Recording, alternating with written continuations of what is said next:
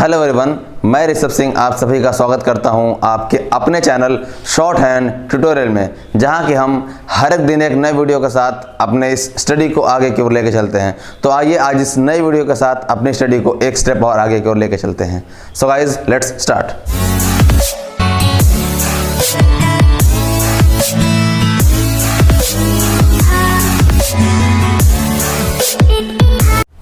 तो गाइज, आज का जो हमारा टॉपिक है वो पर्टिकुलर बुक से हमारे नहीं है, आप ही लोगों से पूछा हुआ क्वेश्चन है, उसी के बारे में हम डिस्कस करेंगे।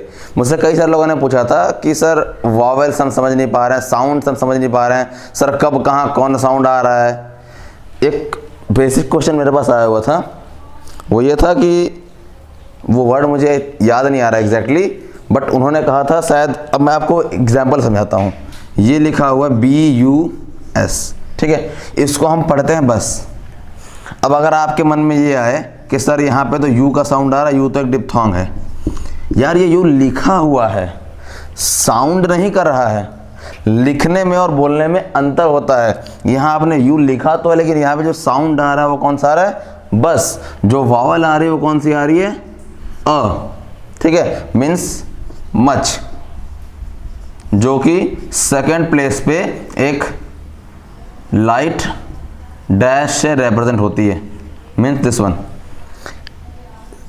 रिप्रेजेंट हमें किससे करना है, इससे। अगर आपने सोचा कि सर यू है तो आप किससे करेंगे रिप्रेजेंट, इससे, गलत हो गया। प्लेस इसकी सेकंड है, इसकी थर्ड है, कोई इन दोनों में सिमिलैरिटी है नहीं। तो अगर आप यहाँ पे कंफ्यूज हो रहे हैं इस टाइप के क्वेश्चंस में, अगर आपको लगता है कि कंफ्यूजन है, मुझे रिसेंटली अभी कॉल आई थी, मुझे एग्जैक्ट याद नहीं आ रहा पर्सन का नाम, बट उन्होंने कहा था कि सर हम साउंड कैच नहीं कर पा रहे हैं, कहाँ पे कौन सा साउंड आता है, क्या आता है, कैसे आता है। तो उन लोगों के लिए मैं बता दूं कि साउंड्स के लिए आपको, देखिए मैं साउंड्स के लिए कुछ नहीं कर सकता, वॉवेल्स प्रोनाउंसिएशन इंग्लिश के लिए मैं कुछ नहीं कर सकता, बट हाँ आपको ये सजेशन है मेरा कि आप अपने फ़ोन में डिक्शनरी का ऐप डाउनलोड करिए, कोई सा भी। मैं पर्टिकुलर किसी का एडवर्टाइज़ नहीं कर रहा यहाँ पे, मेरा काम है सिर्फ आप तक नॉलेज पहुँचाना। तो आप कोई सा भी एक डिक्शनरी का ऐप डाउनलोड करिए, उससे आप जो उसकी वॉइस निकलती है, ईयरफोन लगा के उसकी वॉइस को सुनिए, और वहाँ जो साउंड आ रहा है उस साउंड का यूज़ करिए आप जब शॉर्ट हैंड बना रहे हो। अब बात करेंगे डिक्शनरी की, तो डिक्शनरी दो तरीके की होती है। अब हम थोड़ा सा इंग्लिश के ऊपर आ जाते हैं, क्योंकि जब बात वॉवेल्स की आ गई, साउंड्स की आ गई, तो आते हैं इंग्लिश के ऊपर। आपकी जो इंग्लिश होती है वो दो तरीके की होती है, UK English and US। UK बिल्कुल ही अलग होती है US से। एग्जाम्पल SCHEDULE, ये मेरा एक एग्जाम्पल बेसिक है, मैंने एग्जाम्पल कई जगह दे रखे हैं, ठीक है।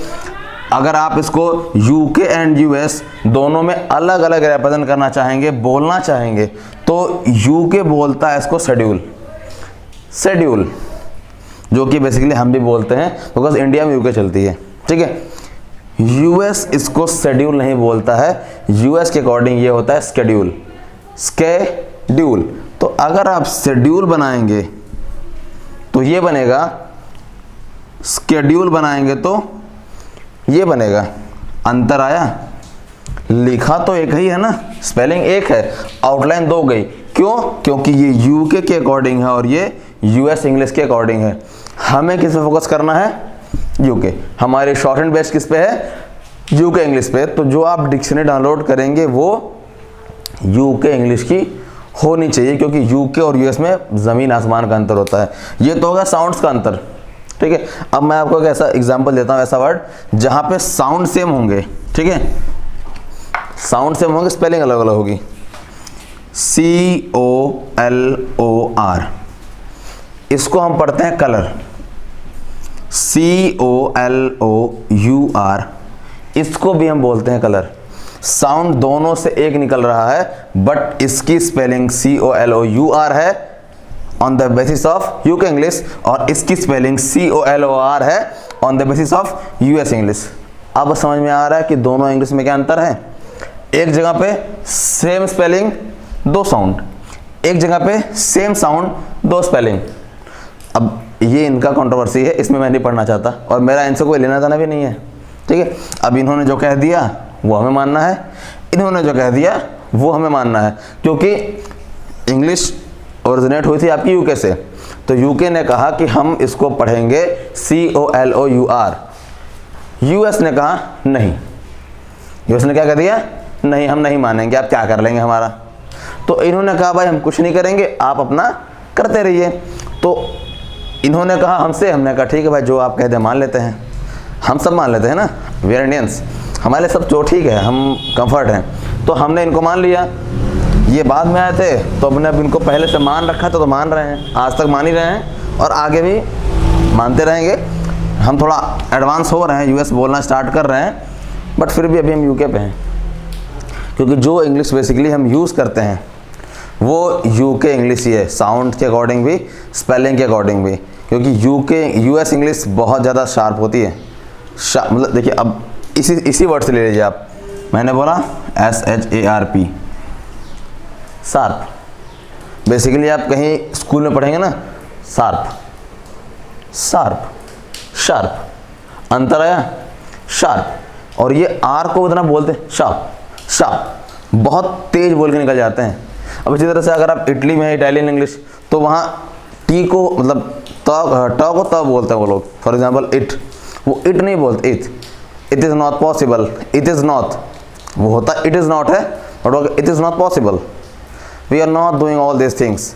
तो वो अपने अपने सबकी इंग्लिश है, सबका बोलने का जरिया तरीका है, हम इनको फॉलो करते हैं। छोड़िए आप दुनिया भर की बातें छोड़िए, क्योंकि बहुत लंबी डिस्कशन हो जाएगी और उसका आपसे कोई लेना देना है भी नहीं। चलिए मैं जो कर रहा हूँ वो तो कर ही रहा हूँ।